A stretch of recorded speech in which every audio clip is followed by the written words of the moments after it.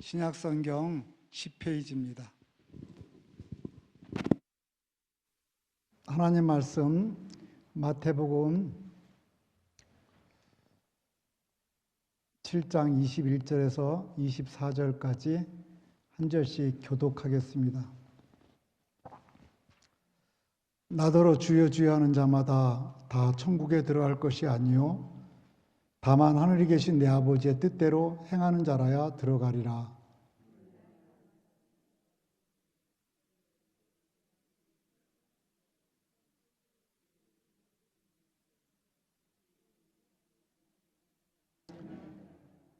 그때 내가 그들에게 밝히 말하되 내가 너희를 도무지 알지 못하니 불법을 행하는 자들아 내게서 떠나가라 하리라.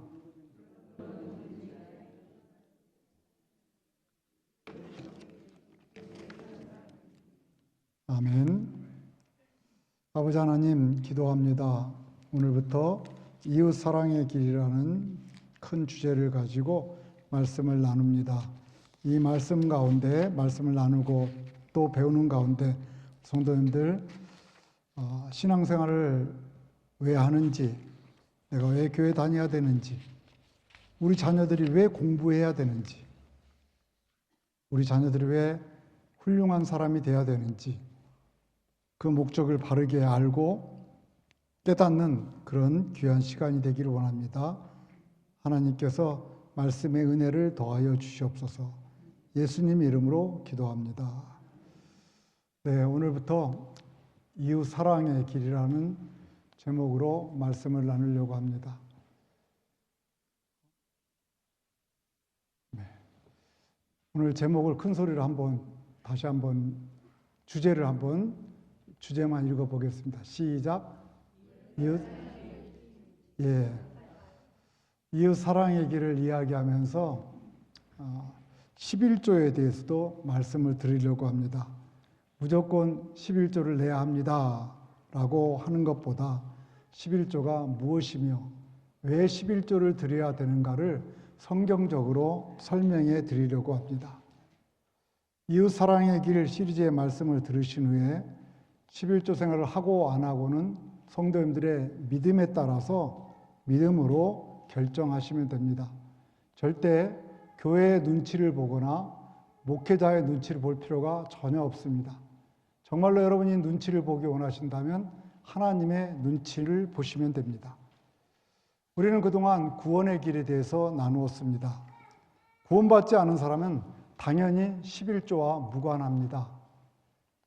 제가 예수를 믿지 않는 세상 사람들에게 가서 11조를 당신들 드려야 됩니다라고 절대 말하지 않는 것과 같습니다. 그러므로 11조 설교를 듣고 앞으로 이웃 사랑뿐만 아니라 신앙의 길, 또 신앙 성숙의 길 계속 시리즈 설교를 해나가는데 그 설교를 들으려면 무엇보다도 먼저 예수님을 믿는 신앙 고백이 있어야만 됩니다. 그래야만이 성숙을 위해서 말씀을 나눌 수 있고 들을 수 있습니다. 생명이 태어나지 않는 자가 물을 준다 해서 밥을 준다고 그래서 그 생명이 자라겠습니까? 애초에 태어나지 않았는데 말이죠. 그렇기 때문에 여러분 11조에 대한 설교를 들으려면 무엇보다도 먼저 예수님을 믿는 신앙의 고백이 개인적으로 있어야만 됩니다. 그럴 때 이웃사랑의 길 서두에서 제가 두 가지를 질문하고 두 번째 질문을 가지고 계속해서 말씀을 이어나갈 겁니다. 첫 번째 질문은 이미 우리가 다 배웠습니다. 성도님들, 예수님을 믿으십니까? 믿으시면 자신 있게 큰 소리로 아멘 해보시기 바랍니다. 예수님을 믿으십니까? 예. 성도님들이 믿는 믿음의 내용이 뭐라고 그랬습니까? 믿음의 내용은 몇 가지죠? 3가지입니다. 우리 중간 가족들은 잊어버리면 안 됩니다. 복습하는 의미에서 잠깐 보겠습니다. 로마서 10장 9절입니다. 만일 당신의 입으로 예수를 주라고 고백하고 또 하나님께서 그분을 죽은 사람 가운데서 살리신 것을 마음에 믿으면 구원을 받을 것입니다. 여기에 번호 1, 2, 3 적혀 있죠? 첫 번째 믿음의 내용, 첫 번째 내용은 예수님을 삶의 주인으로 믿는 것입니다. 그러므로 예수님을 믿는다는 것은 다른 말로 하면 주인을 완전히 바꾸는 것입니다. 예수 믿기 전에 주인이 누구였습니까? 내 자신이었습니다. 예수 믿고 나서는 예수님으로, 하나님으로 주인을 바꾸는 것이 예수님을 믿는 겁니다. 두 번째로 예수님께서 내 죄를 대속하시기 위해서 내 죄를 대신 짊어지시고 십자가에서 죽으셨다는 사실을 믿는 겁니다. 여러분 믿으십니까? 우리 스스로는 우리의 죄를 해결할 능력이 없습니다. 그래서 예수님께서 대신하여 죽으신 겁니다. 세 번째로는 죽으셨을 뿐만 아니라 예수님께서 죽으시고 육체적으로 부활하셨고, 부활하신 예수님께서 우리도 육체적으로 부활한다라고 말씀해 주셨습니다. 그래서 우리도 부활에 대한 소망을 믿는 겁니다. 아멘입니까? 여러분 이 땅에서 육신은 죽지만 여러분 언젠가 부활하게 됨을 믿으십니까? 바로 이것이 믿음의 내용 세 가지입니다. 우리가 믿는다고 말할 때 잊지 말아야 될 것은 바로 이것입니다. 무엇을 믿습니까? 예수님을 믿습니다. 예수님의 뭘 믿습니까? 믿음의 내용 세 가지는 반드시 여러분 애우고 있어야 됩니다. 우리 중앙가족들은 잊지 않게 되기를 주님의 이름으로 부탁드립니다. 자, 이것을 믿는 방법이 있다고 그랬죠? 방법은 로마서 10장 10절입니다. 방법 두 가지. 마음으로 믿어 의에 이르고, 의에 이른다는 게 구원에 이른다는 말입니다. 입으로 고백해서 구원에 이릅니다. 그래서 두 가지가 다 있어야 됩니다. 그죠? 둘 중에 하나만 있어서는 안 됩니다. 그래서 마음으로 믿는다는 것은 무조건 믿는 것을 말하는 게 아닙니다. 막연하게 나 예수 믿어요. 예수 믿으세요? 나 믿어요. 이렇게 마음으로 나 믿고 있어요. 이렇게 막연하게 얘기하는 것이 아니라 구체적으로 믿음의 내용 세 가지 이미 얘기한 그것을 내가 구체적으로 믿습니다 라고 고백하는 겁니다.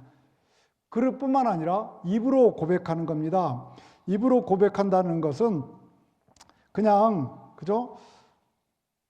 입술로만 그냥 가볍게 고백하는 것이 아니라 세상에서 입으로 고백하는 겁니다.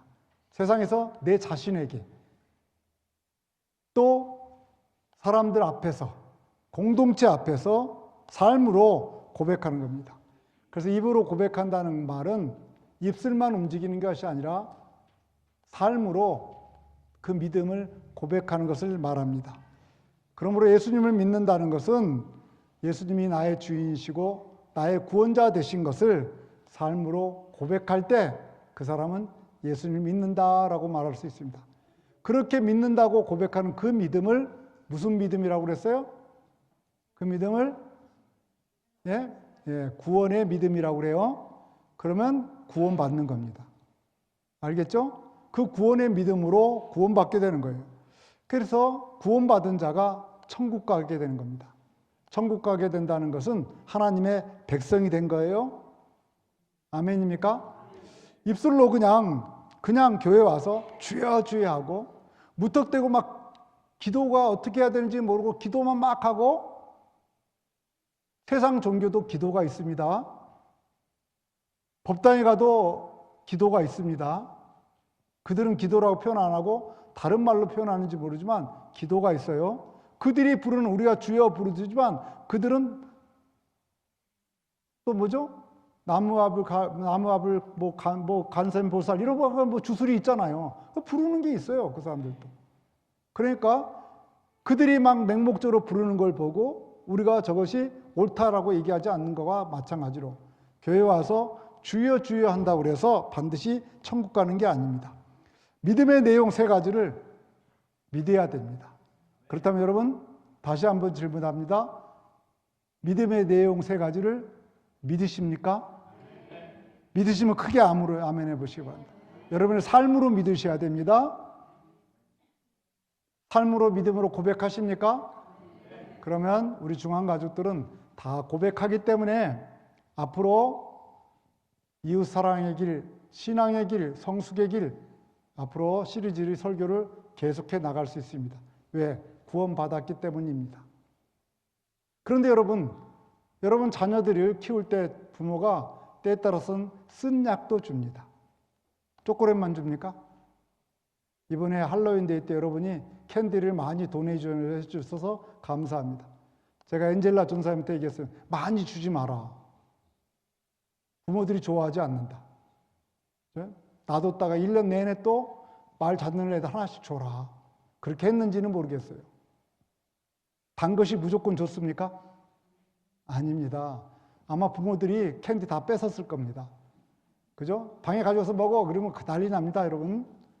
예, 당뇨병 걸립니다. 소아 당뇨 요즘 많습니다. 그래서 때에 따라서는 아플 때 쓴 약도 먹입니다. 왜냐하면 성장에 가야 되기 때문에 그렇습니다. 지금부터 여러분들이 예수 믿는다고 고백했기 때문에 물론 달콤한 말도 있겠지만 쓴 약도 있을 겁니다. 쓴 약을 받아들이는 사람이 성숙한 사람이다. 이렇게 볼 수 있습니다. 여러분 모두가 성숙한 믿음의 길을 가게 되길 주의 이름으로 축복합니다. 그런데 혹시라도 이 자리에서 나는 구원받지 못했습니다. 나는 그 믿음의 내용 3가지가 믿어지지 않습니다. 이렇게 생각하고 고백하는 분이 있습니까? 그렇다면 구원의 길을 다시 생각하시고 다시 들으시기 바랍니다. 저희 교회 홈페이지에 들어오면 다시 들을 수 있습니다. 지우지 않고 놔둘 테니까 다시 들으시고 무슨 뜻인지 의미를 모르겠다면 다시 듣고 그래도 모르면 저한테 전화로 질문하시기 바랍니다. 그러나 제가 알기로는 우리 중앙가족들은 대부분 다 믿고 있다고 생각하기 때문에 믿는 사람에게 필요한 이웃 사랑의 길에 대해서 말씀을 나누려고 합니다. 자, 2번째 질문입니다. 첫 번째 질문은 예수 믿으십니까? 였죠. 2번째 질문은 신앙생활하는 이유가 무엇입니까? 교회 다니는 이유가 무엇입니까? 대답은 하지 마시고 속으로만 생각하세요. 여러분 교회 왜 다니십니까? 여러분 자녀들이 왜 공부해야 됩니까? 여러분 자녀 왜 학교에 보냅니까? 그거와 이것과 똑같습니다. 여러분 자녀가 신앙인이라면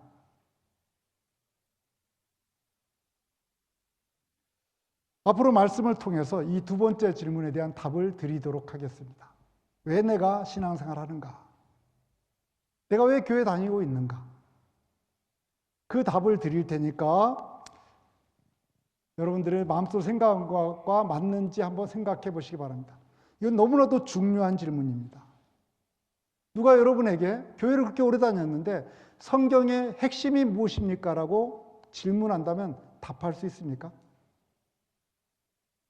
교회를 그렇게 오래 다녔는데도 성경의 핵심을 한마디로 한 센텐스나 한 단어로 말해줄 수 있습니까? 성경을 그렇게 많이 읽었다는데 성경에서 핵심이 되는 구절이 뭔지 암송해 줄 수 있습니까?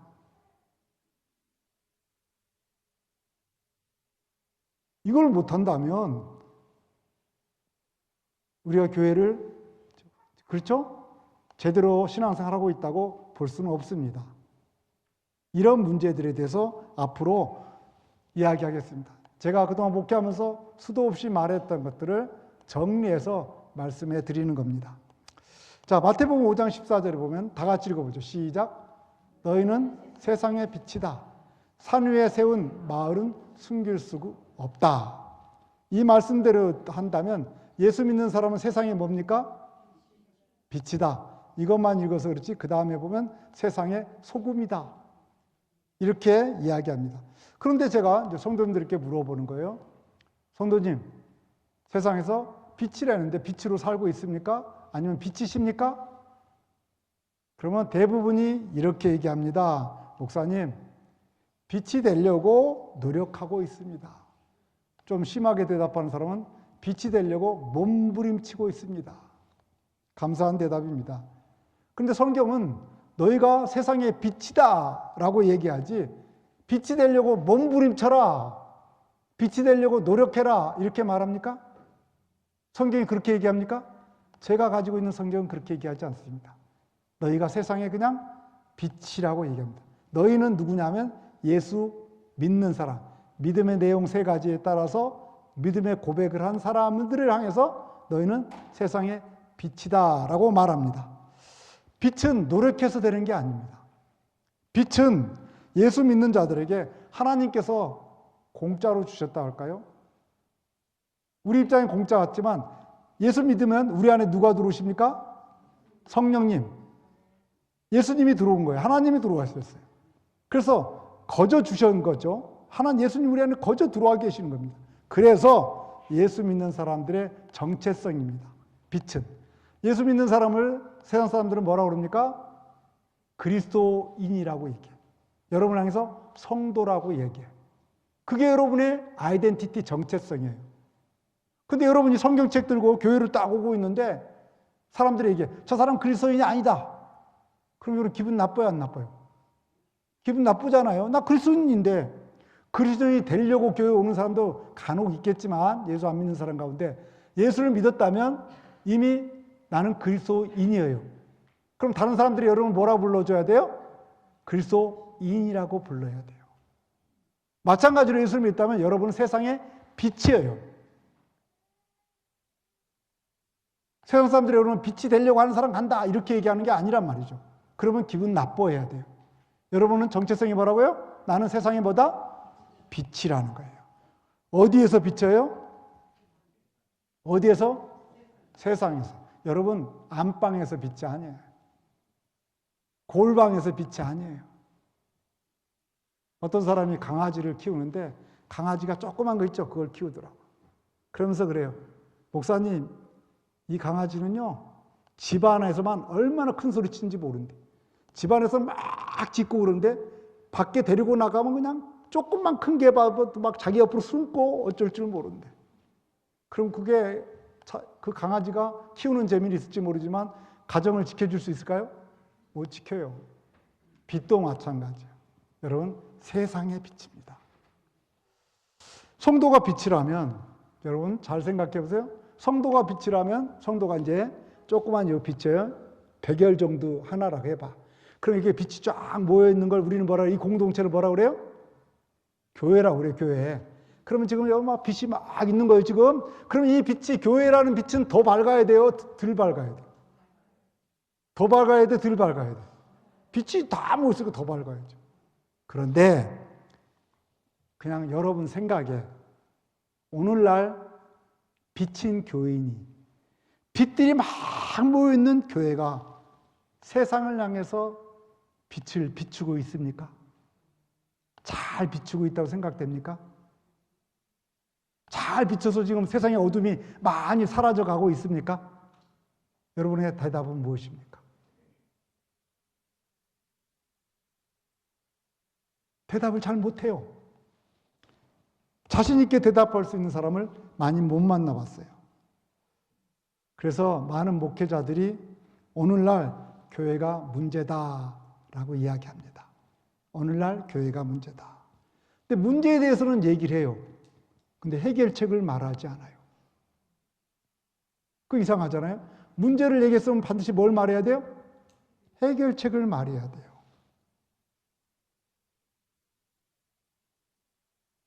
제가 목사 얘기를 해서 죄송합니다만 목회자의 생각부터 바뀌어야 돼요. 물론 교인들도 바뀌어야 되고.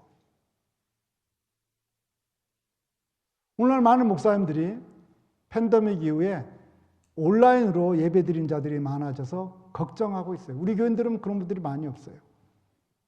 네? 그래서 온라인으로 예배드리는 분들이 많아지니까 걱정을 해요. 그런데 통계에 의하면 온라인으로 예배드리는 자들이 10년 후에는 10명이 온라인으로 예배드리고 있어요. 10년 후에는 3명 남는데요. 그 3명도 더 시간이 가면 없어지게 된다. 그러면 온라인으로 예배드리면 시간이 간다는 거 멀리 보게 될 때 다 없어집니까? 안 없어집니까? 100% 없어진다고 말할 수는 없지만 점점 어떻게 돼요? 없어져요. 그게 목사님들이 얘기하는 거예요. 그게 온라인 예배드리면 그 문제점이 있다. 그러면 그 문제 해결하기 위해서는 어떻게 해야 될까요? 어떻게 해야 돼요?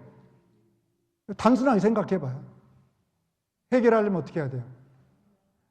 온라인 예배를 안 하면 되는 거예요. 너무 심플해요. 근데 이 시간에도 유튜브 틀어보면 온라인 예배가 우후죽순 있어요, 없어요? 있어요. 그러니까 문제는 제기하는데 해결할 생각이 없는 거예요. 왜 없을까요? 왜 없어요? 내가 후배 목사님이 그렇게 얘기해요. 그래서 그러면 그 온라인 하지 않으면 되겠네. 뭐 그렇게 하세요. 그랬더니 안 하면은 우리 교회에 들어와서 내 온라인을 들을 사람이 안 하면 어디로 간다? 다른 교회로 간다. 빼앗기기 싫어서. 또 다른 교회에서 없으면 어느 교회로 올까요? 우리 교회로 온다. 빼앗고 싶어서. 욕심이죠. 그 욕심이 교인들을 망치게 만드는 거예요. 제가 여러분에게 유튜브 설교를 듣지 말라고 그러니까 여러분들이 저를 싫어하실 거예요. 다 알아요. 제가 여러분을 위해서 얘기하는 거예요. 여러분의 먼 미래를 보면서. 당장 한마디 들으면 유익이 돼요. 물론 어떤 것들은 유익되는 것들이 있어요. 근데 먼 신앙의 길을 볼 때 결코 유익이 안 돼요. 여러분 자녀들이 밖에 나가서 최고급 집에서 음식을 맛있는 것만 먹는다 해보세요. 최고급 집이에요. 비싼 집인데 먹는다 해보세요. 그러면 집에 와서 엄마가 만들어준 밥 먹고 싶을까요? 안 먹고 싶을까요? 먹고 싶을까요? 안 먹고 싶을까요? 안 먹습니다. 최고급 식당에서 입맛을 닦고는 데는요, 다시다 들어있고 미원 들어있고요, 설탕 왕창 들어있고요. 결국 먼 미래를 보면 그 아이는 어떻게 됩니까? 당뇨 걸려서 복합적인 병으로 죽습니다. 엄마가 해준 집밥이 맛이 없어도 최고입니다. 떠돌아다니는 유튜브에 좋은 설교들을 여러분 다 들을 수 있습니다. 이태경 목사보다 설교 잘하는 목사가 한둘이겠습니까 어디? 근데 여러분 중앙침례교회에 재미가 없습니다. 교회 오고 싶지 않아요. 왜? 설교가 재미가 없으니까. 내가 맛있는 거 많이 먹고 있으니까. 그런데 설교만 듣는다고 신앙생활이 아니잖아요. 교회에서 와서 교제도 하고 봉사도 해보고 헌신도 해보고 이러면서 신앙이 전인적으로 이렇게 자라는 겁니다. 근데 그게 안 되는 거예요. 내가 안 좋은 점 하나만 얘기했지 여러 가지 있습니다. 근데 목회자들이 욕심 때문에 그걸 못 내려놓는 거예요. 뿐만 아니라 목사님들이 성경의 핵심을 말해주지 않아요. 말해주지 않아요. 그래서 핵심에 따라서 어떤 삶을 살아야 된다 얘기해주지 않아요. 제가 이웃사랑의 길을 얘기하면서 11조 얘기한다고 그랬어요. 어느 목사님은 이렇게 공공연하게 얘기해요. 자기는 11조 얘기를 절대 안 한다. 왜? 돈 얘기는 하지 않는다. 은혜 받으면 한다. 여러분들은 그런 설교 들으면 귀에 쏙 들어올지 몰라요. 그런데 저는 그거 직무유기라고 생각하는 목사예요. 11조는 절대 돈 얘기가 아니에요. 앞으로 들어보면 알겠지만 돈 얘기하는 게 아니에요. 왜 내가 신앙생활 해야 되는 목적 가운데 하나에 포함돼요. 그래서 말씀드리는 거예요. 앞으로 설교를 들어가면서 여러분이 제가 설명해 주면 깨닫게 될 겁니다. 그러니까 왜 핵심에 대해 설교하지 않는가? 중요한 걸 왜 얘기해 주지 않는가? 이유는 이거예요. 교인들이 싫어하니까. 교인들이 부담스러워하니까. 못하는 거예요. 그렇다면 목사들이 교인들 눈치 보면서 말씀을 제대로 전해주지 못하는 거죠. 그러나 말씀을 전하는 목회자는 교인 눈치를 보면서 설교하는 것이 아니라 말씀에 따라 하나님의 눈치를 보면서 말씀을 전해야 되지 않겠습니까? 여러분 생각은 어떠십니까? 제가 하나님의 눈치를 살피는 목사가 되기를 원하십니까? 아니면 여러분들의 눈치를 보면서 설교하는, 그래서 맨날 단 쪼꼬렛만 주는 그런 목사가 되기를 원하십니까? 제가 엘파소에 와서 한 1년 정도 있을 때요. 이웃교회 집사님이 교회를 다니다가 안 다니는데 문제가 있어서 교회에. 그래서 저한테 이제 신방을 가보라고 그래요.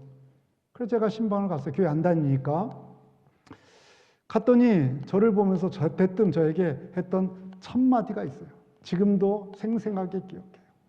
목사님, 80억 분의 1인 사람의 말을 듣지 말고 꼭 하나님 말씀만 들으면서 목회하세요. 그러면 목사님, 하나님 앞에서 성공하는 목사가 될 거예요.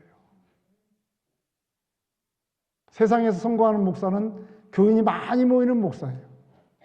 그렇다기에 세상 사람들은 생각을 해요. 그런데 저는 제가 볼 때 제가 미국의 미자립 교회들 섬기고 그런 목사님들 만나고 하지 않습니까? 작은 교회 목사님들 가운데 신실한 분들이 얼마나 많은지 몰라요. 한 영혼을 위해서 눈물을 흘리면서 기도하는 목사들이 너무 많아요. 제가 그 말을요, 마음에 담았어요. 그 집사님의 말을. 그 말을 듣고 내가 얼마나 큰 힘이 됐는지 몰라요. 물론 제가 20년을 뒤돌아볼 때 저 역시도 사람을 눈치를 보면서 목회한 적이 왜 없겠습니까? 저도 알아요. 그때 내가 사람 눈치 봤다. 그런 면에서는 제가 참 여러분에게 죄송합니다. 그런데 될 수만 있으면 하나님 말씀대로 하나님 눈치 보면서 목회하려고 애써 왔습니다. 앞으로도 그렇게 하려고 애쓰겠습니다. 그렇다면 왜 세상에서 성도들이 크리스찬인이라고 하는데 세상에서 빛을 발하지 못할까? 거기에 대한 답은 여러 가지 있겠죠. 그러나 여러분에게 답 2가지 정도로 이거라고 생각해서 제가 알려드립니다. 첫 번째로는 교인들이 예수님을 잘못 믿고 있기 때문이에요. 잘못 믿고 있는 거죠. 믿음의 내용이 뭔지도 모르고 예수 믿는다고 하고 그냥, 그리고 세상 가서는 세상 사람과 똑같이 살고 그렇게 사는 거죠. 그러니까 잘못 믿고 있다 이 말은요, 조금 심하게 표현한다면, 아니요, 정확하게 표현한다면 이거예요. 심하기보다 정확하게 표현한다면 가짜라는 거예요. 그런 말 들어봤죠? 무늬만 크리스찬, 형식만 크리스찬.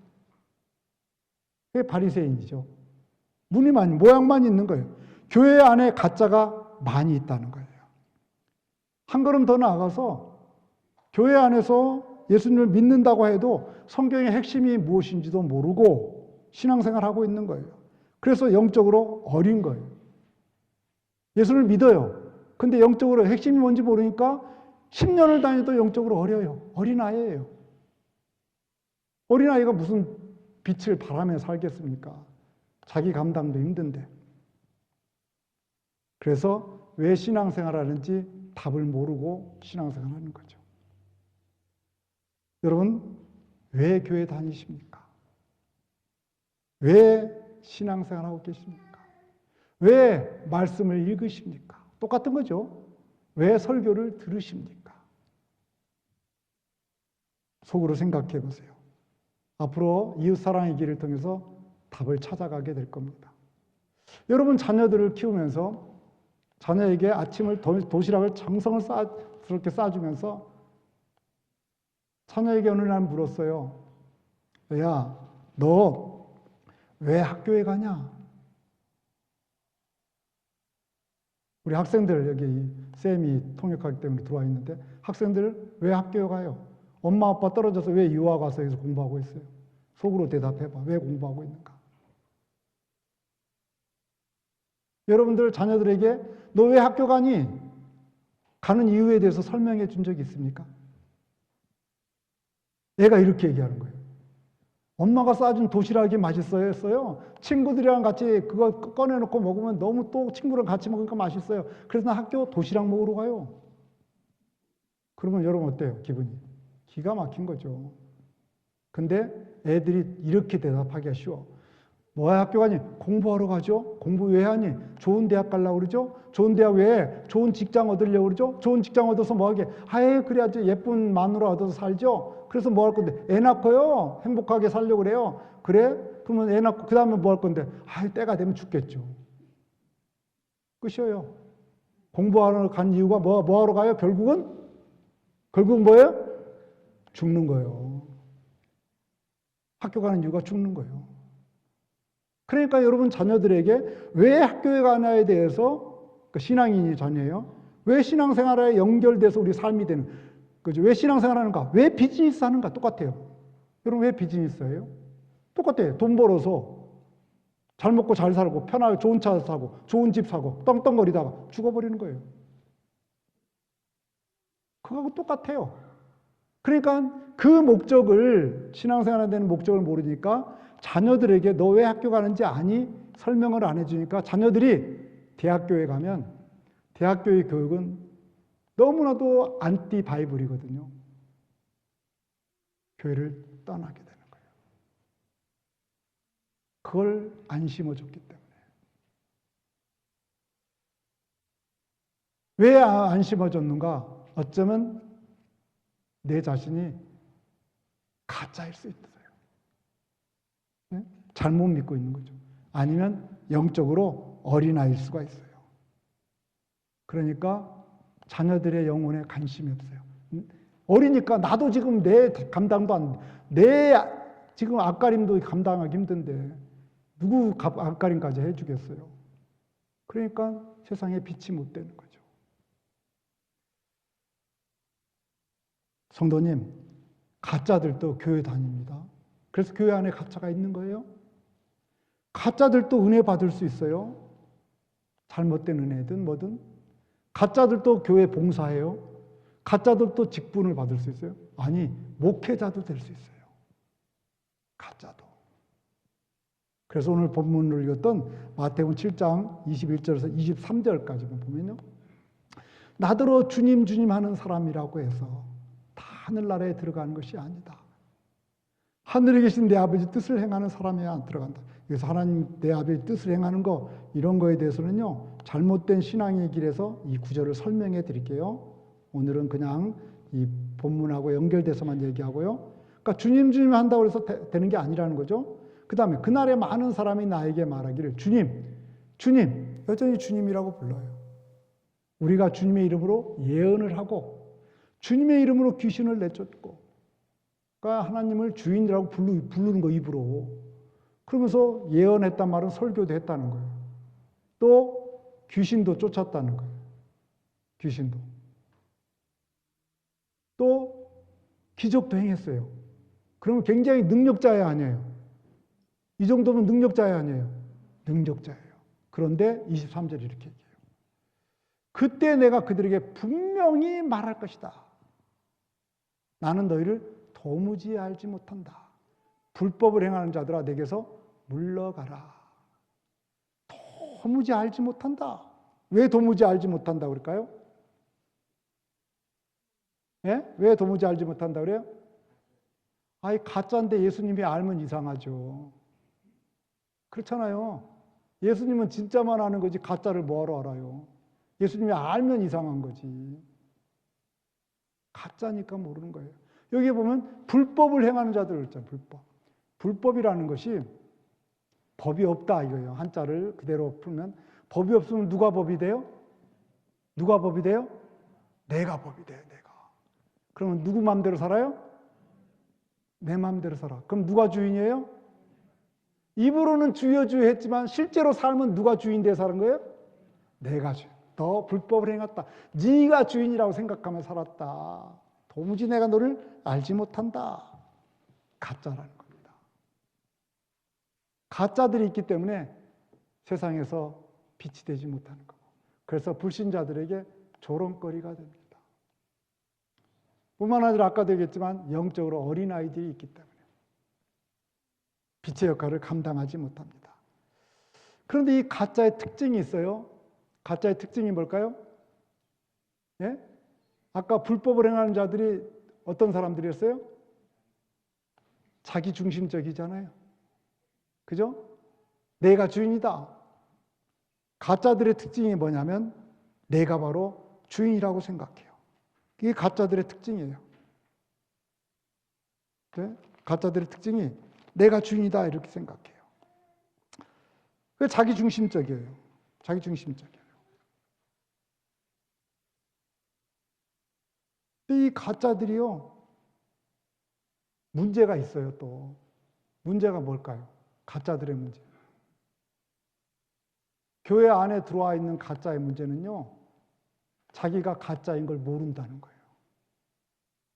그래서 자기는 진짜인 걸로 알아요. 그래서 변할 생각이 없어요. 왜? 자기가 진짜인 걸 아니까. 그러니까 영원히 치료되지 않아요. 정신병자들이 해결받으려면요, 내가 정신병에 걸렸다는 걸 인정해야지 치료가 빨리 됩니다. 근데 난 괜찮은데 나 여기 왜 집어넣었어? 막 정신병 소리 지르잖아요. 못 고쳐 이 사람은. 그래서 내가 가짜인 걸 인정해야 됩니다. 내가 예수를 잘못 믿고 있었다는 걸 인정해야 됩니다. 만약 잘못 믿고 있었다면, 그런데 이 가짜의 특징이 자기중심적입니다. 자기밖에 몰라요. 교인인데도 자기밖에 몰라. 교회도 자기 교회밖에 몰라 또. 오늘날 교회들이 자기 교회밖에 몰라. 그래서 조그만 교회들 제가 이제 방문해 보이잖아요.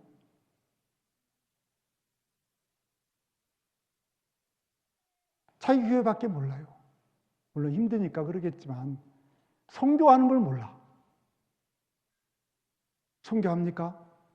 그랬더니 꽤 모이는 교회인데 한 달에 100불 하고 있대, 교회에서. 100불. 하나님이 복 주시겠습니까? 개인이 100불 하는 게 아니라 교회가 100불을 선교하고 있어, 한 달에. 교회는 몇십 명 되는데. 그러니까 교회가 왜 못하는가 물어보면 또 다 이유가 있겠죠. 목회자 사례비 줘야지, 교회 운영해야지, 뭐 전기세 내야지, 뭐니까 없습니다. 이유는 되죠. 근데 여전히 뭐밖에 모르는 거예요? 자기밖에 몰라요. 그러면 그 교회가 교회 사명을 부분적으로는 이루어 갈 수 있겠지만 100% 교회 하나님의 뜻에 따라서 사명을 이룰 수 있겠습니까? 못합니다. 교회만이 아니라 개인도 똑같습니다. 자기중심적인 게 이게 죄의 본질입니다. 내가 하나님같이 되려는 것. 이것이 바로 가짜입니다. 여러분 마음속에 아직도 그런 마음들이 자리 잡고 있다면 가짜입니다. 진짜라고 속지 마시기 바랍니다. 다시 구원론을 듣고 다시 주 앞에 기도하고 예수님을 다시 처음부터 시작해야 됩니다. 그렇다면 어떻게 믿어야 예수님을 제대로 믿는 것일까? 앞으로 배워가려고 합니다. 자, 창세기 12장 1절은 이렇게 얘기합니다. 다음 주에 여기 대해서 이제 설명해 드릴 겁니다. 여호와께서 아브라함에게 이르시되 너는 너의 고향과 친척과 아버지 집을 떠나 내가 내게 보여줄 땅으로 가라. 떠나 가라. 무슨 단어가 있죠? 두 번째 줄 끝에 떠나, 세 번째 줄에 가라. 그렇다면 어디를 떠나서 어디로 가라는 걸까요? 1차적으로는 여러분이 잘 아시는 것처럼 아브라함의 고향이었던 갈대아 우르, 지금의 이라크 지역이에요. 그런데 그들이 이미 거길 떠나서 어디에 가서 살고 있었냐면 이 말씀을 받을 때 하란, 시리아, 지금 하란에 살고 있었어요. 그래서 자기네들이 살고 있는 그 갈대아 우르 고향이나 하란이나 거기를 떠나서 어디로 가라? 어디로 가야 돼요? 하나님께서 약속해 준 지금 이스라엘 살고 있는 그 이스라엘 가나안 땅이죠. 그 땅으로 가라고 얘기한 겁니다. 그래서 아브라함은 거기를 떠나서 가나안으로 갑니다. 이것은 1차적인 의미예요. 여기에 중요한 영적인 의미가 있어요. 저는 영적인 의미를 어느 순간 깨달았어요. 신학교에서 배운 것도 아니고 어느 순간 성경을 읽고 묵상하고 연구하다가 깨달았어요. 이걸 깨닫고 성경의 핵심이 제 나름대로 알고 있었던 핵심이요. 연결이 되면서 성경이 확 열렸어요. 너무 기뻐서 눈물이 났어요. 너무 행복해서. 이 뜻을 간단한 뜻이에요. 그런데 이걸 깨닫는 데까지는 콜럼버스 달걀이에요. 너무 감동했어요. 여러분은 깨달으려고 애쓸 필요 없어요. 다음 주일날 교회만 나오시면 제가 그 영적 의미가 무엇인가, 제가 눈물을 흘리면서까지 감동했던 깨달음이 무엇인가를 알려드립니다. 다음 주에는 여행도 가지 마시고 그죠? 꼭 교회 나오시기 바랍니다. 개봉박두 어디로 가야 할 것인가? 기도하겠습니다. 아버지 하나님, 왜 세상에서 빛이 되지 못하는가? 예수님을 바르게 믿지 못해서 그렇습니다. 교회가 문제입니다. 교인이 문제입니다. 가짜여서 그럴 수 있습니다. 아니면 나 예수 믿는데요? 영적으로 어린아이이기 때문에 그렇습니다. 또 영적으로 성장한 분들이 빛을 발하지만 그 빛이 성장한 분들이 적기 때문에 빛이 미미합니다. 그래서 세상 사람들이 볼 때 그 빛이 보이지 않을 수 있습니다. 우리가 왜 공부해야 되는지, 왜 비즈니스를 해야 되는지, 왜 좋은 직장에 가야 되는지, 왜 높은 자리로 올라가야 되는지, 왜 신앙생활을 해야 되는지 그 이유와 목적을 정확히 알기를 원합니다. 앞으로 배워나갈 때 정확히 알고 살아가게 될 때 우리는 세상에서 빛이 될 수 있고 소금이 될 수 있고 그런 삶을 살아갈 수 있을 줄 믿습니다. 우리 중앙가족 모두가 그런 분들이 되기를 간절히 바랍니다. 주님께서 역사하여 주시옵소서. 예수님 이름으로 기도합니다. 아멘.